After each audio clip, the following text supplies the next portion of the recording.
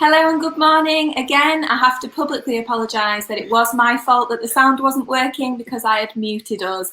So I just want to publicly apologise, especially to Simon, for the stress of that moment. And we also want to say thank you to the beautiful prayer that Beth brought us, and well done to Matthew for that beautiful song, Old Rugged Cross. We're welcoming Phil Wainwright to our Connect with Your call this morning. So is Phil there somewhere? Hello, good morning. Good morning, Phil. How are we doing this morning? I'm very well, thank you. And you? Good, yes, we're all right, thank you. Thank you. I'm interested to know, we had Carol's approach of locking Howard and Seb in the kitchen, and Anthony Dawson's approach of driving away from the home to keep the children quiet. Where's the rest of the family this morning? They're downstairs. I've locked myself in one of the upstairs bedrooms. But Max was very keen to come on this interview. He was disappointed he wasn't allowed.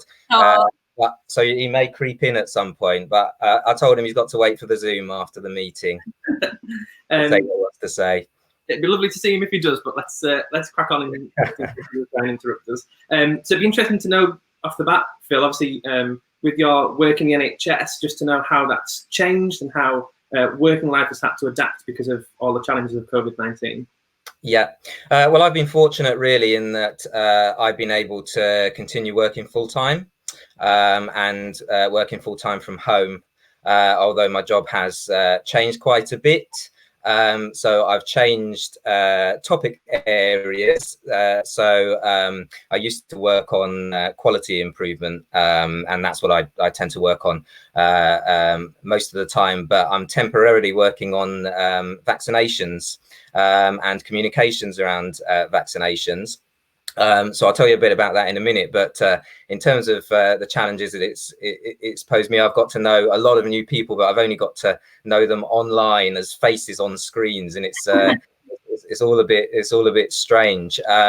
But throughout the COVID pandemic, there have been a lot of NHS services that have been affected, but we've had to make sure that critical services continue for people, and vaccinations are seen as one of those services, because we have to make sure that people continue to be vaccinated against serious, potentially deadly diseases, and sometimes it can only take a small drop off in uptake rates of vaccinations to see an outbreak. And we've got one of the best vaccination programs in the world in this country, but we can't get complacent, and the UK last year lost its measles-free status because we'd seen a few small outbreaks, and so it's been a real priority throughout COVID to encourage people to come forward and get their vaccinations for diseases like that.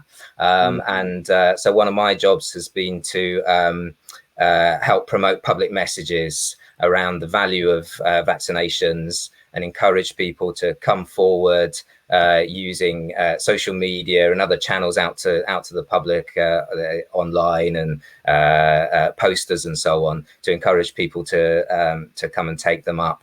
And so it's been really interesting and a whole new challenge for me. But you know, I always remember that it's the people on the front line, but doing the real work. And for me, sat here in my office, I'm always grateful for those people who are actually out there really under pressure, trying to deliver these things, as well as face the COVID pandemic at the same time. Absolutely. Amazing. That's really cool and great for people, I'm sure, to learn about what you've been doing.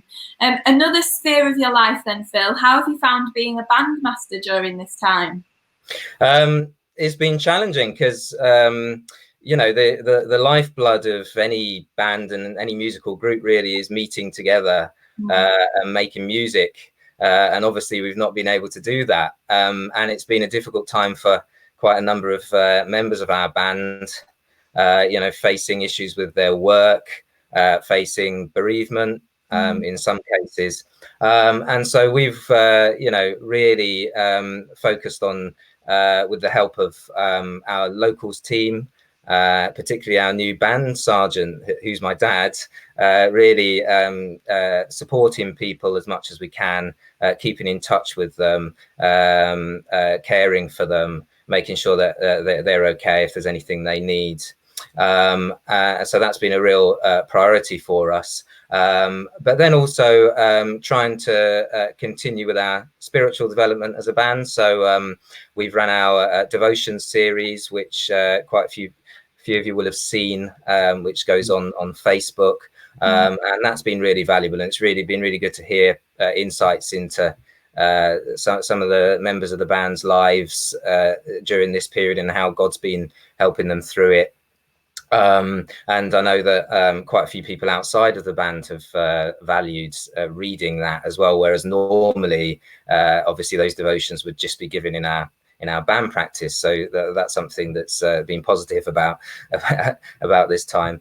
And then musically as well, we've just tried to give people something to engage with musically and with our recordings that we do, which obviously are never a substitute for the real thing, but still give people something to get their teeth into, and hopefully appreciated, and people are blessed by those on our meetings. I think you're absolutely right.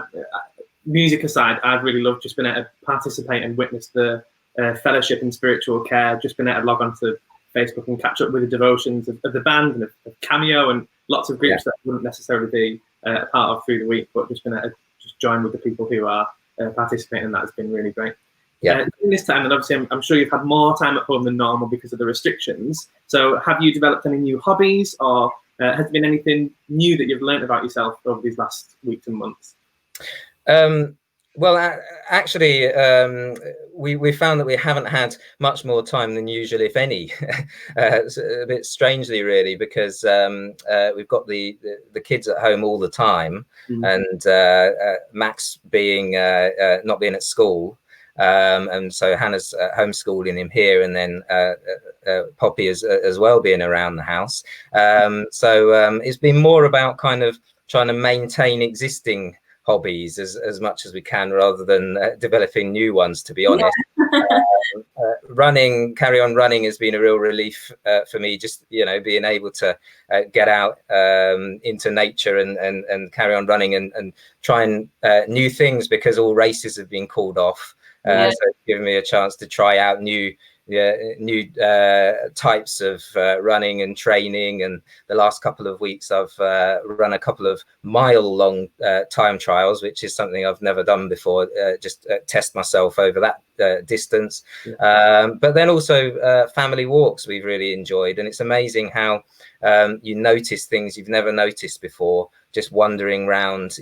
Basically we've just been around our village and thinking, oh, I've never noticed that house there before, and I've never noticed that field over there, and it kind of brings a whole new perspective on things, where you just kind of slow down and notice things.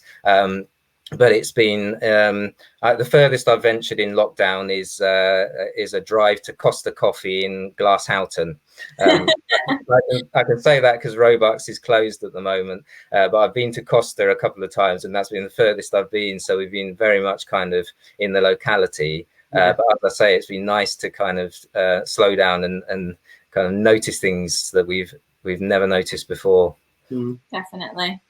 Do you have any songs or scripture that's been important to you in the last few weeks that you'd share with us? Yeah, I wrote a devotions a few weeks ago where I spoke about the fact that there are some stars that you can see out of the back of our house at night, and they seem to be shining brighter than ever. And I like looking at them, and I always think, I wonder who else can see those stars, from how far away can somebody else see those stars, particularly as we're so confined at the moment. But it made me think of my grandma one night, because she always used to become emotional when she heard the song, The Day Thou Gavest, Lord, is ended, because we lived in Africa for a few years, and she was over here, and it would get to the verse about brethren neath the western sky, it might seem a kind of a strange choice of song, because it's something that stirs negative emotions sometimes, and is even used at funerals sometimes. But for me, it also talks about new life and a new dawn. And so the verse that's just come up: the sun that bids us rest is waking our brethren neath the western sky, and hour by hour fresh lips are making thy wondrous doings heard on high. And this idea of this constant moving and recreating of nature, and people are waking up all the time praising God, and there's this constant praising going on around the world, and the idea that God is always creating a new day and a new dawn, and no matter how bad a day we have, there's going to be another day. The sun's going to rise tomorrow, and God will create that new dawn, and then new things may come out of this. And you think about the potential impact on climate change and nature, and this time that's giving it a chance to recover, and so it kind of places that positive slant on it for me. Yeah, that's great. Thanks for sharing that, Phil. Obviously, we've heard a bit about your work and actually the importance of what you do. Whilst you're right to highlight the people on the front line, you are keeping so much going in the background as well, and how vital that is. And busying yourself with things at the car and at home. What things would you value people at our church praying about for you?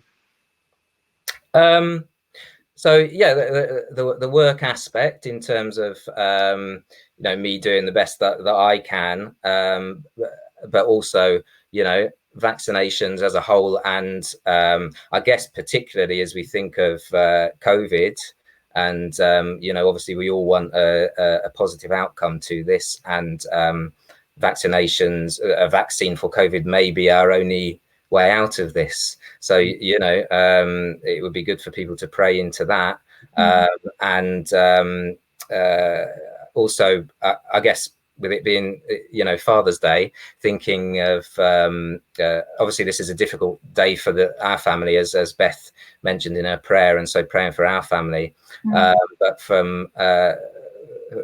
me as an individual, thinking of being able to guide Poppy and Max through what is a very kind of strange time to be brought up at the moment, and having to be so distant from their friends and their family, and not being able to cuddle people, and that's quite hard for them. So just being able to find the best ways to bring them up in these strange times, really. Yeah. Well, we'll definitely be praying for those things. There's a lot of love in the comments, a revolt between Andrea Dring and Sharon Phil saying, bring Max on. So we'll have to see about getting him on in the future. But thank you so much, Phil, for sharing with us this morning. I think we're going to go straight to the announcements now. But yeah, love to all you and yours. Thank you, Phil. Thanks, Phil. Thank you.